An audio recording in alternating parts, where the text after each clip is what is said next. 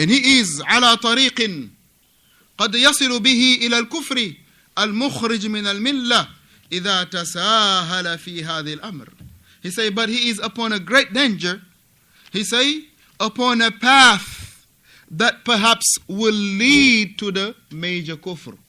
If he become very lax, if he become very lax in regard to this matter, if he become very lackadaisical in regard to this issue, that can lead him to disbelief, wal-iyadhu billah.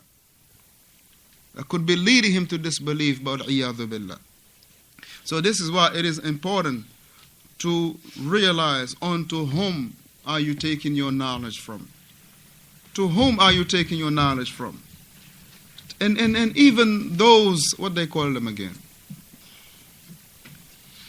They have a name for them. The YouTube, those guys that are very on YouTube, so very much with a lot of followers and likes and stuff like this. Yeah, like those individuals. You will not find the likes of Mufti Mink going over a book. You will not find the likes of Yasir Qadi going over a book. You will not find that. And akhi, knowledge is not sought by, clips or how he flipping his eggs and put it on the YouTube. Akhi, who cares about how your eggs look like? Who are you cooking those eggs for? Is it for you or is it for the followers?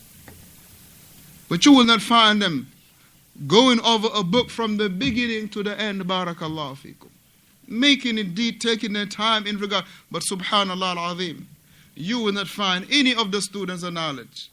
Except that they will have a barnamij. Whether it is 7 days a week, 5 days a week, or whether it is a book that they will go thoroughly from cover to cover, barakallahu fikum.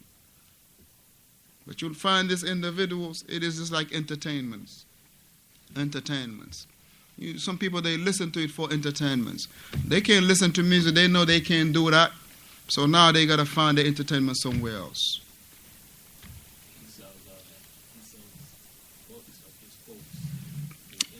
Quoting on Akhi, yeah, I think I've seen that.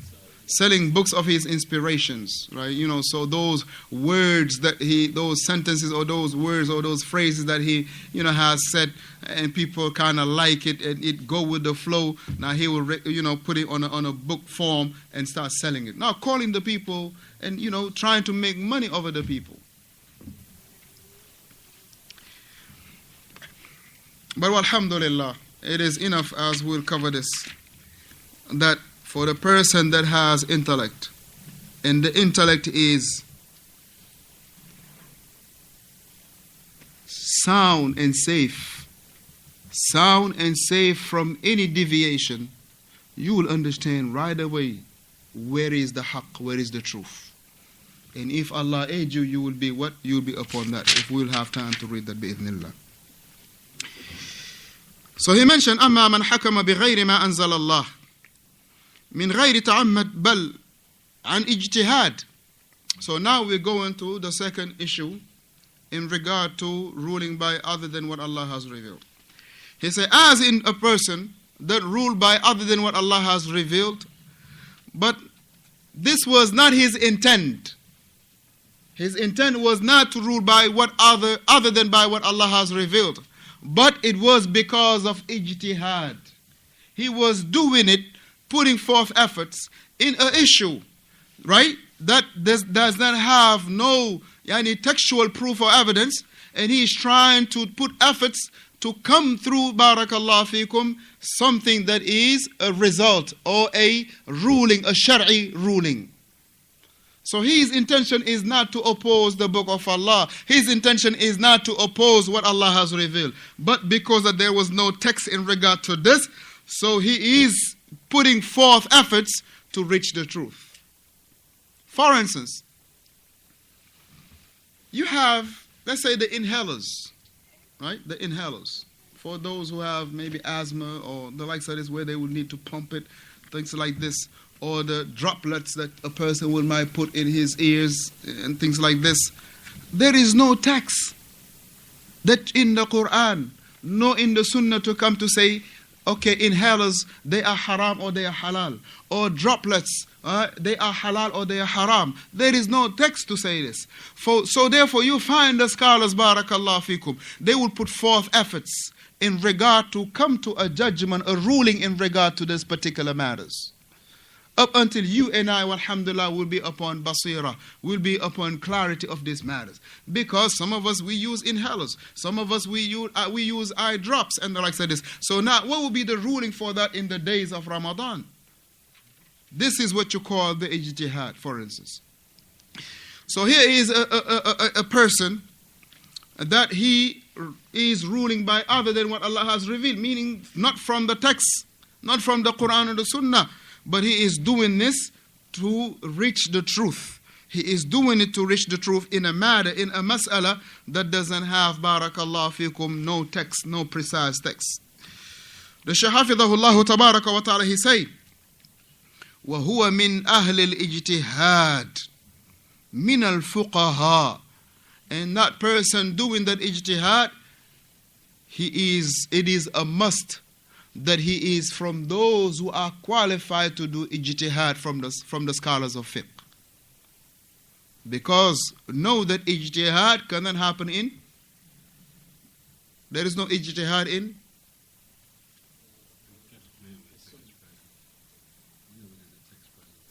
whenever there is a text that is present, there is no ijtihad. What else? There is no ijtihad in matters of the consensus, ahsanta. There is no ijtihad also. Where there is a clear text that is there is no ijtihad when also. In what sense also? In matters of the aqeedah, there is no ijtihad whatsoever. This is why Imam Ahmad rahimahullah, he say, وَلَيْسَ فِي السُنَّةِ قِيَاسٍ. And here as sunnah, it mean what? Al-aqeedah. Al-aqeedah. Wa-tawheed. Wal-manhaj. There is no analogy in it. There is no ijtihad. The matters of belief, there is no ijtihad on it. One is not to be secluding himself on his corner to try to dwell in how to believe in where is Allah. It's a no. It's a door that is closed forever. So being from the ahliyatul ijtihad, for those who they have barakallahu fikum, they belong in the groups of the scholars of fiqh that are qualified to do ijtihad. And we mentioned this miraran wa takraran, that me and you are not people that's supposed to do ijtihad. Me and you are not people that's supposed to do ijtihad. Me and you are not supposed to be people to even think about making ijtihad, let alone doing it. Very simple proof that me and you are not from those people to do ijtihad. Very simple proof. Do we even know what is an-nasikh wal-mansukh? What does it mean? Not the translation, but what is the meaning of an-nusakh? An-nusakh or al-mansukh. What is the meaning of that? Right? So that shows that me first and you, we are not people of making ijtihad. And alhamdulillah, if those who are the most studious and they are qualified for ijtihad know that they are not to be doing ijtihad, how about those who are less studious? How about those who are less studious? And it is sometimes amazing how people, barakallahu fikum, a question will be brought, will be thrown out there. Akhi, sometimes the first one to be the first one to remain quiet is the first one to speak. The most deserving one to be quiet is the first one to open his mouth. The first one, the most deserving one to take a zip, what you call it? No, those duct tape. To take a duct tape and, make sure that he's going to be quiet, because some people can't hold it. He's the first one to open his mouth and give a fatwa. Nas'alullah as-salama wal-afiyah. And this is why it is important that we all remember, right? When Imam Malik rahimahullah, ja'ahu rajulun min Baghdad. A man came from Baghdad and asked him, how many questions? 40 questions. فَأَجَابَ إِلَّا فَأَجَابَ إِلَّا No. He answered except 37. He answered except 37, meaning he only answered 3 questions or 4. And the rest of them he say, I don't know. Go back and tell them Malik say, I don't know. Huh? It's a teaching, barakallah fi. But some that will never say, I don't know. Some for them, they know. And if they are the imam of the masjid, for them, they are the most knowledgeable they are the most knowledgeable. Akhi, the matter is not like that though. Certain things, alhamdulillah, you know, me as the one reading, I know. Some of them I don't know. Some of the things, alhamdulillah, you listening, you know. Some of the things you listening don't know. وَفَوْقَ كُلِّ ذِي عِلْمٍ عَلِيمٍ. And above every knowledgeable one is someone that has more knowledge.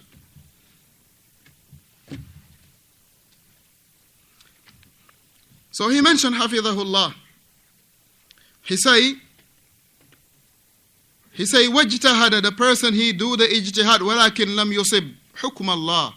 He performed the ijtihad, but he did not reach the ruling or the judgment of Allah tabaraka wa ta'ala. Wa akhta'a, and he made a mistake fi ijtihadihi, in his striving in finding the truth, in striving in finding that barakallah fi is the truth. فَهَذَا مَغْفُورٌ لَهُ, that individual, he is forgiven. Even though he made a mistake, but he is forgiven. But this is because of what he has. He has authority in doing ijtihad. He is not like a person like me and you, but rather he is mutamakkin, warasikhuna fil ilmi, those who are the mutamakkin fil ilm, those who are well engraved in knowledge. These are the ones that we're talking about.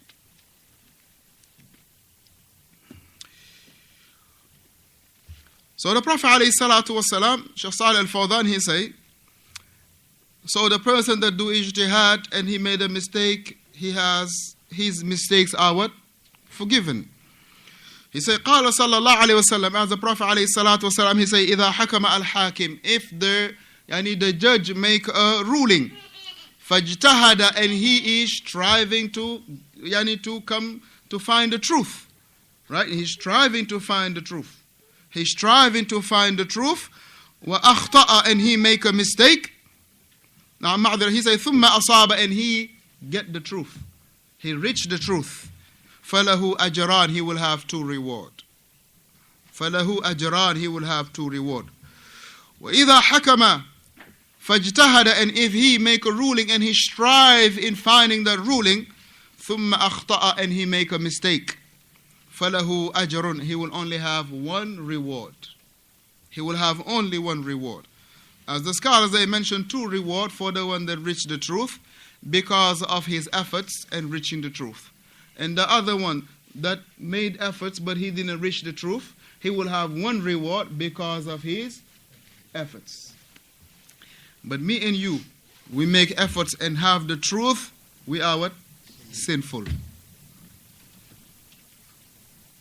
Me and you do ijtihad, strive, get the, produce a result that is the truth, we are still sinful. Does it make sense, Muhammad? I'm asking Muhammad. Does it make sense? Yeah. How? He put forth efforts. He got the truth. How can he be sinful? probably